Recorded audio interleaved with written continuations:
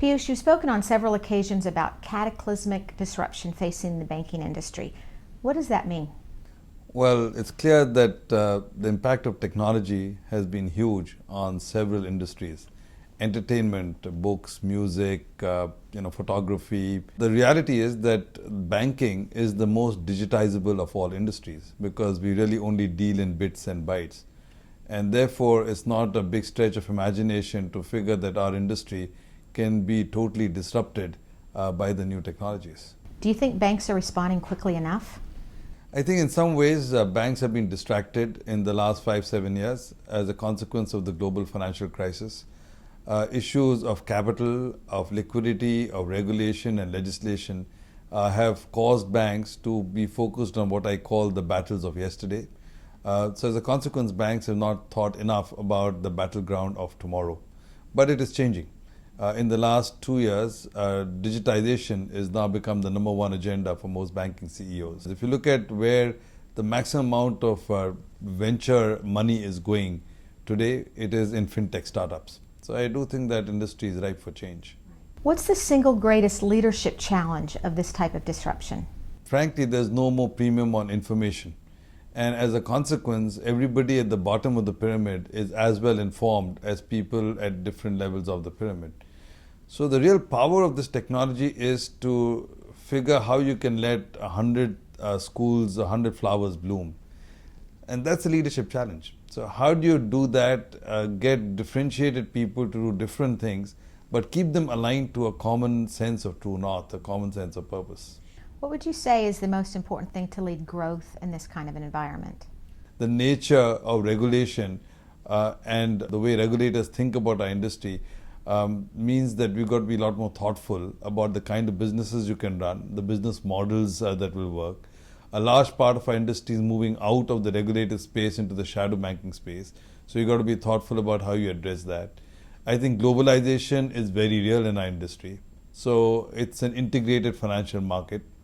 And having a very good sense for the mechanics of global forces and the interplay of global forces, that's a big challenge. So putting all of these challenges together means growth is not going to be easy.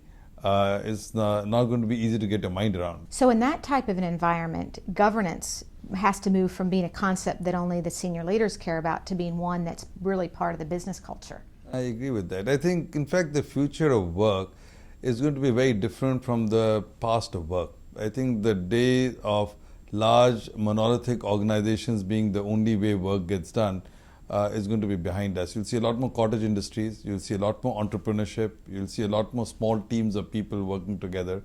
So as a consequence, the construct of governance has got to be able to embrace these kinds of small groups of people, individuals, entrepreneurs, and so on.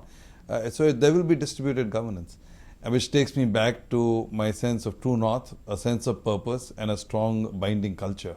I think those are going to be very important. What do you think the future of financial leadership will look like? First of all, particularly because of the global financial crisis and the question marks about the egregious nature of bankers and banking, I think a very strong focus on purpose will be an important part of leadership going forward.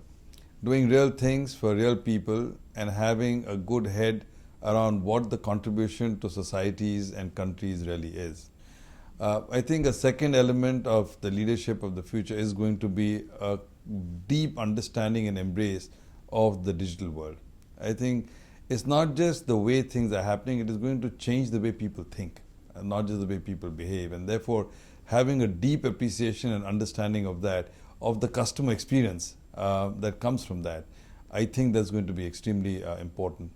But I also think that the leadership is going to have to be very broad. Understand not just the traditional essence of global strategies, but also regulation and regulatory impact. In the next 5 years, our industry is still going to be wound and tied down by substantial regulation and constant changes in regulation. So I think leaders are going to have a tremendous sense of balance around that. So how will leaders in the future create the right focus? I think, frankly, vision will be important because I think that's always the role of a leader, to bring the outside in. And to me, that's really part of the vision thing. How do you connect the external world with the internal of the company? Within that, I think focus will always be crucial because you have 100 different opportunities and you have only a limited amount of both capital and management resources. So the second big trick of leadership is knowing what to say no to. What is it that you will not do? To me, that's the heart of strategy. Leaders have to be able to do that. What are the things that financial institutions have to do to ensure they have the leaders they need for the future? People learn by doing. So you have to give people the opportunity to experiment, the opportunity to dive into different parts of the work environment and grow through doing. I think that's what's going to make the difference in grooming leaders of the future.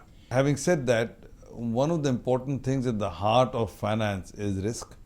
And a deep understanding of risk, whether it's credit risk or liquidity risk or market risk, is very important. So people who have an inherent and deep knowledge of that and which has been built over years tend to be better positioned to run leadership roles in finance. What do you think business schools like NUS need to do to help prepare financial leaders of the future? I think there are many elements of education that can be helpful. So in an integrated world, global financial integration, understanding the impact of global trends, global forces, I think that's a useful education that can be acquired. I'm convinced that the next years are going to be the Asian years. So certainly in our part of the world, a deep understanding of Asia, of the different countries in Asia, I think that's an education that can be acquired. An understanding of risk, understanding of the regulatory landscape, a deeper appreciation of technology and what it means and how it impacts us. All of these can be acquired. If you look at NUS's new financial leadership program, it's actually architected across several modules which pretty much address some of these issues. And I think getting the breadth of exposure to these kinds of issues can really be quite helpful. Thank you very much, Piyush. Pleasure being here, Alison. And thank you for joining us on Driving Growth.